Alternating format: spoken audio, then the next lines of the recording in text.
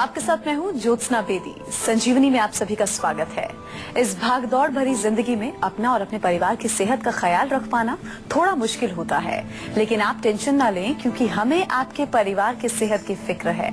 इसीलिए हम हर दिन संजीवनी के माध्यम से आपकी समस्याओं का समाधान लेकर आते हैं और रोज की तरह हमारे साथ मौजूद हैं विश्व प्रसिद्ध आयुर्वेदाचार्य डॉक्टर प्रताप चौहान।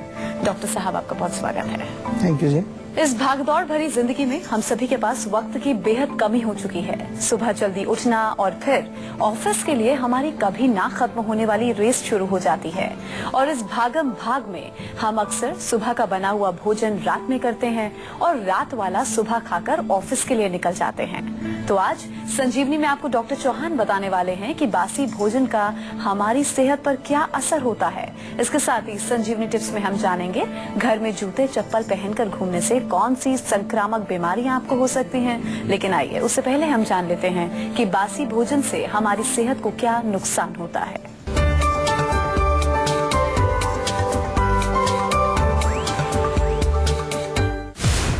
फ्रिज में रखे आटे की रोटी से हो जाएंगे आप डायबिटिक। फ्रिज में रखे बासी खाने से कमजोर हो जाएगा आपका शरीर। हो जाएं सावधान, आपका फ्रिज कर सकता है आपको बीमार। तो चलिए डॉक्टर साहब के साथ हम आज की चर्चा की शुरुआत कर लेते हैं। डॉक्टर साहब, बहुत ही बिजी शेड्यूल हो गया है, बहुत ही बिजी लाइफ हो गई है। खाना बनाना ताजा और फिर ताजा खाना खाना ये बहुत मुश्किल हो गया है। तो ऐसे में जो हम रात का भोजन सुबह करते हैं, सुबह का बनाकर रात को खाते हैं, ये हमारे सेहत के लिए कितना हानिकारक है? देखिए, डेफिनेटली काफी हानिकारक है, क्योंकि जो भोजन है, आप ये समझ लीजिए, भोजन से ही हमको बहुत सारी चीजें मिलती हैं। हमारे शरीर की जो न्यूट्रिएंट्स हैं, हमारे शरीर में जो पोषण जो मिलता है भोजन से मिलता है। एक तरह से देखें तो जो हमारा पूरा एनर्जी सिस्टम है, जो हमारी बॉडी को चलाने के लिए एनर्जी चाहिए, वो भोजन से मिलती है। और यही नहीं, हमारे मन को भी जो है स्वस्थ रखने के लिए भोजन का बहुत इम्पोर्टेंस है। आपने सुना होगा, जैसा खाओ अन्न वैसा बने मन। तो उसमें बहुत इम्पोर्टेंस है कि आपका जो भोजन है वो किस प्रकार का। अगर आप ताजा भोजन, ताजा बना हुआ, ताजा पकाया हुआ भोजन यदि खाते हैं तो उसको हम कहते हैं सात्विक भोजन है। सात्विक भोजन से शक्ति की तो मिलती है, साथ साथ आपका मन भी जो है स्वस्थ रहता है। और अगर हम बासी भोजन जो कि सुबह बनाए या 2 दिन पहले का बनाया, ऐसा भी होता है कई दिन बना करके फ्रिज में रख देते हैं, उसी को खाते रहते हैं। तो ये चीजें क्या है, उनमें रजोगुण तमोगुण की वृद्धि होती है, न्यूट्रिएंट्स उसके कम होने लगते हैं और फिजिकल लेवल और मेंटल लेवल दोनों लेवल्स पर ही हमारे शरीर में वो नुकसानदेह होता है। ये चीजें हमारे यहाँ पर पहले नहीं थी, लेकिन अभी जैसे जैसे हम लोग मॉडर्न होते जा रहे हैं, उस के साथ साथ ये सब चीजें हमारे यहाँ पर भी प्रचलित हो गई। पहले हम अमेरिका वगैरह में जाते हैं तो वहाँ यही सुना करते थे कि we had leftovers for dinner और फॉर लंच। लेफ्ट ओवर्स मतलब जो पहले बच गया उसी को फ्रिज में रख दिया, उसको फिर खाते हैं। तो ऐसा यहाँ पर भी लोग बना के एक सप्ताह तक भी बिल्कुल ऐसा होता है। हम लोग अपनी सुविधा अनुसार बनाते हैं, उसके बाद फ्रिज में रख देते हैं। अच्छा डॉक्टर साहब, मेरा एक और सवाल है। खाना बना करके हम लोग फ्रिज में रख देते हैं, बार बार उसे गर्म करते हैं, खाते हैं, तो ऐसे में कौन कौन सी बीमारियां हमें अपनी चपेट में ले सकती हैं? जी बिल्कुल। देखिए, खाना आपने बना लिया फिर फ्रिज में रख दिया, एक तो वहीं से उसका जो है एक तरह से उसमें जो क्वालिटी ऑफ जो न्यूट्रिएंट्स है वो कम होती है। दूसरा जो है उसकी जो एनर्जी उसकी है, जिसको हम सात्विक राजसिक तामसिक बोलते हैं, वो भी चेंज होती है। लेकिन इसके अलावा जब उसको बार बार गर्म करके दोबारा रीहीट करते हैं तो उससे भी कई प्रकार की जो है उसमें जो न्यूट्रिएंट्स प्लस उसकी जो एनर्जी अगेन वो डिप्लीट होती है। और उसके कारण क्या होगा कि वो एक तरह से पचने में हेवी होता है फिर खाना। वो इस प्रकार का भोजन जो है वो फिर आपके पेट में गैस बनाएगा, पेट में जो है अफारा होगा, कॉन्स्टिपेशन आपको हो सकती है, पेट में जो है एक तरह से अपच जिसको कहते हैं इंडाइजेशन हो सकता है। और इसके अतिरिक्त जो है और भी कई प्रॉब्लम्स हो सकती हैं। जैसे कई बार आपने देखा होगा, कभी कभार लूज मोशंस हो जाते हैं या कभी कभार जो है वॉमिटिंग हो जाती है। और उसका कारण बताया जाता है कि भाई आपने कोई ऐसा खाना खाया जो जिसने अंदर जाकर के कुछ जो है फूड पॉइजनिंग पैदा कर दी। इवन अगर ज्यादा कुछ फूड पॉइजनिंग हो जाती है तो बुखार तक भी आपको हो सकता है। तो ये चीजें हमें ध्यान देनी चाहिए। कभी कभार हम इस पर गौर नहीं करते हैं। एक दिन सुबह अचानक आपको लगा कि पेट खराब हो गया, तो आपने कुछ ध्यान ही नहीं दिया कि किस वजह से हो सकता है। हमेशा जब भी आपके पेट में कोई गड़बड़ होती है, किसी भी प्रकार का आपको जो है प्रॉब्लम होता है, जरूर देखना चाहिए कि आपका भोजन जो है जो खा रहे हैं वो उसकी क्वालिटी क्या है। क्या वो भोजन आप जो है ताज़ा बना हुआ खा रहे हैं या पुराना कोई भोजन है। हो सकता है आप रेस्टोरेंट में जाके खा के आए हो और वो कब का उन्होंने फ्रिज में रखा हुआ है, आपको थोड़ा बस तड़का लगा करके वो दे दिया है। इस तरह की चीजें होती हैं रेस्टोरेंट्स में, वो प्री प्रिपेयर्ड फूड भी बना करके रखते हैं which are not very healthy. इसलिए कोशिश करनी चाहिए कि ज्यादा से ज्यादा आप ताजा बना हुआ भोजन ही खाएं। अच्छा डॉक्टर साहब, कुछ लोग ऐसे भी हैं जो इकट्ठा आटा गूंथकर फ्रिज में रख देते हैं, और ऐसे वो लोग नहीं हैं जिनका शेड्यूल बहुत ज्यादा बिजी है। ये वो लोग भी हैं जो बासी भोजन जो घर में रहती हैं, कई महिलाएं वो भी घर में रहती हैं, उनका बिजी शेड्यूल नहीं है, हाउसवाइफ्स हैं बिल्कुल, लेकिन उन्हें बासा भोजन नहीं खाना है। लेकिन वो भी करते हैं आटे का।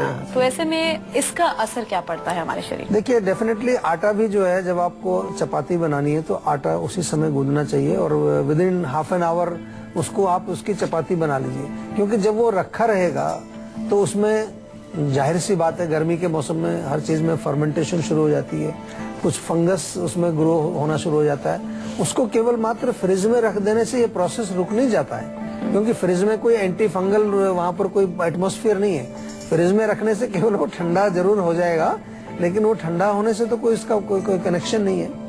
तो इसलिए जरूरी है आपको ये चीजें समझनी।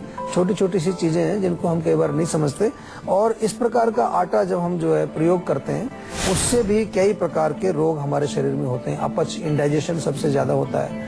फिर जो है आपकी इम्यूनिटी लो होती है, बॉडी की जो रोगों से लड़ने की हमारी शारीरिक शक्ति है वो कमजोर होती है, और it can also lead two diabetes या जोड़ों का दर्द, ब्लड प्रेशर। ऐसे रोग अगर आपको आ रहे हैं, मान लो आपको ब्लड प्रेशर है, डायबिटीज है, जोड़ों का दर्द है और आपको कोई कारण नहीं दिख रहा है, तो हो सकता है ये एक कारण हो आप। तो इसमें थोड़ा सा जो है गौर करिए, कोशिश करनी चाहिए। देखिए, मैं आपको फिर बार बार कहता हूँ, कुछ ऐसी परिस्थितियां होती हैं जहां पर हम चीजें बताते हैं कई बार उनको 100% हम फॉलो नहीं कर सकते, लेकिन कोशिश करनी चाहिए कि जो हम आपसे जो बातें करते हैं, आपको जो ज्ञान देते हैं, आयुर्वेद के बारे में जो बताते हैं, आपके स्वास्थ्य संबंधी जानकारी जो आपको देते हैं, उसका कम से कम आपको जो है एक बार समझ करके उसको प्रैक्टिस करने की जरूरत है। क्योंकि हमारा एकमात्र उद्देश्य यही है कि आप स्वस्थ रहें, और स्वस्थ रहने के कारण कभी ये छोटे छोटे हो सकते हैं। इसलिए हम ऐसे टॉपिक लेकर के आते हैं, जैसे कि ये आज का टॉपिक है। ये बड़ा एक इंटरेस्टिंग सब्जेक्ट है। देखने में लग रहा है कि हम किसी बीमारी की बात नहीं कर रहे हैं, आज किसी जड़ी बूटी की भी बात नहीं कर रहे हैं, लेकिन this could be the cause of many disease. और आज जिस प्रकार से हमारे देश में, भारत में खास तौर से मैं देखता हूँ, जैसे कि बीमारियां बढ़ती जा रही हैं, तो कहीं ना कहीं इन चीजों पर भी हमें ध्यान देना होगा और इनको समझ करके उनको ठीक करने की जरूरत है। अच्छा डॉक्टर साहब, ये बताइए, आजकल कुछ लोग ऐसे होते हैं जो हर चीज को ही उठाकर फ्रिज में रख देते हैं। ब्रेड हो गया, लहसुन, अदरक, बनी हुई सब्जी, फ्रूट, बहुत सी चीजें हैं। तो ये कितना ठीक है, और वो कौन सी चीजें हैं जो हमें फ्रिज के टेम्परेचर में ना रखकर हमें नॉर्मल टेम्परेचर में रखनी चाहिए करके? देखिए, सबसे पहली चीज है आपको ये समझ लेना अच्छी तरह से कि फ्रिज कोई हमारा ऐसा नहीं है कि उसमें कोई डिसइंफेक्टेंट रखे हुए हैं या कोई चीज आपकी जो है एंटीबैक्टीरियल उसके अंदर है। वो केवल एक टेम्परेचर का इशू है कि कुछ चीजें जो गर्म टेम्परेचर के अंदर खराब हो जाती हैं, उनको ठंडी जगह में रखने से वो ठीक रहती हैं। और जनरली कई सारी ऐसी चीजें होती हैं जिनको हम कहते हैं भी इसको ठंडी जगह पर रखें। तो ठंडे तो जगह और भी घर में होती है, कि ऐसा नहीं कि फ्रिज ही होता है। घर के कई ऐसे स्थान हैं आपके जहाँ बहुत ज्यादा गर्मी नहीं होती है। तो जैसे आलू है, अब आलू को फ्रिज में नहीं रखना चाहिए। उसमें जो आलू के अंदर जो स्टार्च होती है, अगर उसको फ्रिज में रखेंगे तो it might start converting into sugar में ब्रेक होने लगती है, तो वो जब खाएंगे उसको तो उसका नुकसान होगा। इसी तरह से टमाटर आमतौर पर फ्रिज में नहीं रखना चाहिए, उसमें भी उसके जो कुछ पकने वाली की विधि है उसमें कुछ फर्क पड़ता है। प्याज जैसे उसको फ्रिज में रखने की जरूरत नहीं है, लहसुन को आपको फ्रिज में रखने की जरूरत नहीं है। तो कुछ चीजें ऐसी हैं हमारी, जैसे कि इवन जो शहद होता है, हनी, उसको भी फ्रिज में रखने की जरूरत नहीं है, उसमें कोई खराबी नहीं होती। हनी में सेल्फ प्रिजर्वेटिव अपने होते हैं, वो कभी भी खराब नहीं होगा। इवन खरबूजे को भी आपको फ्रिज में नहीं रखना चाहिए। आमतौर पर गर्मियों के मौसम में हम खरबूजा फ्रिज में रखते हैं, ठंडा करके खाते हैं। कोशिश करनी चाहिए अगर खरबूजा वगैरह आपको खाना है तो पानी में उसको डाल दें, थोड़ा पानी ले लें किसी बर्तन में और उसमें डाल करके ठंडे स्थान पर रखें, वो ज्यादा बेहतर होगा। ऐसा नहीं कि फ्रिज में रखने से कोई उसको बहुत ज्यादा पॉइजनस हो जाएगा, लेकिन डेफिनेटली उसकी जो क्वालिटीज हैं, जो जिसके लिए हम खाने को खाते हैं, उसमें कुछ फर्क पड़ जाता है। आपने समझाया तो बहुत कुछ है। अब हम उम्मीद करेंगे कि जो लोग हैं वो लोग भी इस चीज को समझें और जी। बासी भोजन ना खा के ताजा भोजन खाने की कोशिश करें, शुरुआत करें। लेकिन डॉक्टर साहब, एक पल के लिए हम सोच लें कि अब लाइफ तो इतनी बिजी है ही जी। है, कई बार हम चीज को फॉलो करने लगते हैं लेकिन बीच में वो चीजें टूट जाती हैं। अगर हम खाना बना रहे हैं, आटा ही गूंथ रहे हैं, सब्जी हमने बना ली है, तो मैक्स टू मैक्स हम कितनी देर फ्रिज में रखें और या कितनी देर बाद हम उसे खा सकते हैं? नहीं, देखिए, जहाँ तक हमारा आयुर्वेद का कॉन्सेप्ट है तो उसमें तो यही लिखा है कि ताज़ा बना करके खाएं, लेकिन जैसा आपने कहा कि कुछ मजबूरियां हैं, कुछ ऐसी कंडीशन है, तो कम से कम जो है इतना तो जरूर करना चाहिए कि उसी दिन सेम डे ही उसको फिनिश कर लें। या फिर जैसे ब्रेकफास्ट मॉर्निंग में बनाया तो लंच तक खाएंगे तो चलेगा, और मैक्स टू मैक्स आपने पूछा मेरे से, मैक्स टू मैक्स आपने जो पूछा उसका, तो शाम तक उसको जरूर खत्म करें, क्योंकि नेक्स्ट डे पर ना उसको ले जाएं। ओवरनाइट जब चला जाएगा तो फिर काम खराब हो जाएगा। मेरठ से हमारे दर्शक वीरेंद्र जुड़े हैं, इनसे बात करें। जी वीरेंद्र जी, आप पूछ सकते हैं, क्या पूछना चाहते हैं? मैं वीरेंद्र बोल रहा हूँ मेरठ से। डॉक्टर साहब नमस्कार। नमस्कार जी, बताइए। नमस्कार सर, मेरे ना पेट में ज्यादातर दर्द ही रहता है, मतलब मोस्टली 9 से 10 महीने हो गए होंगे, और अच्छा। पेट में ना लेफ्ट साइड में हमेशा दर्द रहता है, हल्का हल्का दर्द। अच्छा, नहीं तो दर्द कोई वो आपको खाना खाने के बाद होता है, खाली पेट, या पूरा टाइम ही रहता है? जैसे खाना वाना खाने के बाद जैसे पानी वानी पी लिया, उसके थोड़ी देर बाद दर्द शुरू हो जाता है। अच्छा, देखिए, जो आप बता रहे हैं इन लक्षणों के आधार पर तो यही समझ आता है कि कहीं ना कहीं एक तो इंडाइजेशन हो सकता है, खाना ठीक से अगर ना पचे, और किसी पर्टिकुलर एरिया में जो जहां आप कह रहे हैं कि लेफ्ट साइड में होता है, हो सकता है उसमें किसी अंदरूनी हमारे जो ऑर्गन्स हैं वहाँ कहीं सूजन हल्की फुल्की हो गई है, सूजन के कारण भी वहाँ पर इन्फ्लेमेशन यदि हो जाए, उसके कारण भी हल्का फुल्का दर्द होता है। कभी कभार, जैसा कि हम बात कर रहे हैं, अभी आज भी बात कर रहे हैं हम, कि जिसमें जो आपका खाने पीने का जो तरीका है, या जो आप भोजन जो खाते हैं वो किस प्रकार का है, वो कब का पकाया हुआ है, कब आपने उसको खाया, इसके कारण भी हम देखते हैं कि कई बार अपच के कारण, इंडाइजेशन के कारण भी ऐसी प्रॉब्लम आपको आ सकती है। खाना जब खाते हैं आप, तो खाने के साथ ही खाना खाते समय अदरक का पानी, थोड़ा सा गुनगुना पानी, वो खाना खाते समय थोड़ा सा बीच बीच में पीते रहिए, तो उससे भी आपको डाइजेशन में हेल्प मिलेगी। अजीत लुधियाना से हमारे दर्शक जुड़े हैं, इनसे बात कर लेते हैं। जी अजीत, आप पूछ सकते हैं, क्या पूछना चाहते हैं? जी नमस्कार डॉक्टर साहब। नमस्कार जी। जी डॉक्टर साहब, मुझे एक परेशानी थी। मेरी उम्र 28 साल है जी। और लगभग 5-6 साल से मुझे एक दिक्कत आ रही थी कि मैं कोई भी स्टडी करता हूँ या पढ़ता हूँ तो मेरे हाथों से बहुत ज्यादा पसीना निकलता है, और पैर के पंजों से भी बहुत ज्यादा पसीना आता है।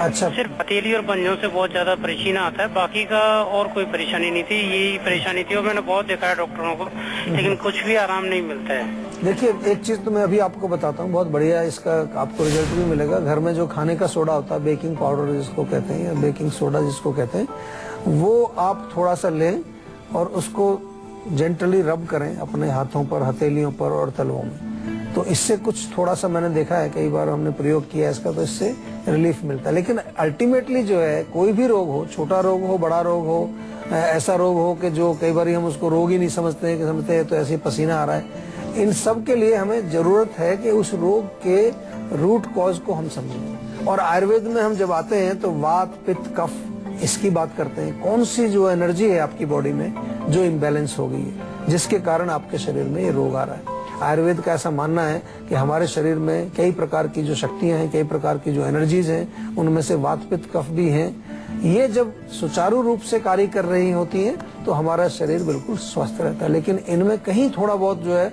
गड़बड़ होती है, इम्बैलेंस होता है, कोई चीज बढ़ जाती है, कोई चीज घट जाती है, तो उसके कारण से रोग आते हैं। तो हमें उस चीज को पता करना होता है। हमारे पास जब आप फोन करते हैं, हमारे डॉक्टर से जब आप बात करते हो, तो हम आपके लक्षण तो सुन रहे हैं कि आपको सिर में दर्द है, आपको कमर में दर्द है, आपको जो है पेट खराब है, आपको कब्ज रहती है, ये चीजें हम सुनते हैं। लेकिन हमारे पीछे जो दिमाग में मेन जो हमारे क्वेश्चन जो रहता है हमारे आयुर्वेदिक डॉक्टर्स के, वो ये रहता है कि ये जो प्रॉब्लम आई आपको, वो कौन सी ऐसी शक्ति थी अंदर बॉडी में, कौन सा फंक्शन था जिसमें कि इम्बैलेंस हुआ। तो इसलिए उसका जरूर हम पता लगाते हैं और आपको उसके अनुसार उपचार बताते हैं। तो ये मेरा निवेदन आपसे ये है कि ये हमारे डॉक्टर से आप एक बार बातचीत करें विस्तार से, और उसकी औषधि कुछ लें। साथ में गर्म चीजें आपको नहीं खानी है, मिर्ची, अचार, बहुत ज्यादा जो गर्म तासीर वाली चीजें उनको बंद कर दीजिए। आंवले का पाउडर भी आप खाना शुरू कर सकते हैं, उससे भी आपको रिलीफ मिलेगा। आंवला का चूर्ण बना लीजिए, 1 चम्मच सुबह 1 चम्मच शाम को, उसको सेवन करना शुरू करो, उससे भी आपको काफी फर्क पड़ेगा। लेकिन अल्टीमेटली आपको रोग के रूट कॉज को ठीक करेंगे तो परमानेंट आपका रोग ठीक हो जाएगा। अगर आप लोग भी चाहते हैं कि बीमारियां आपके आसपास ना फटकें और आप हमेशा फिट और हेल्दी बने रहें, तो आप इस नंबर 0129 4040 404 पर अपना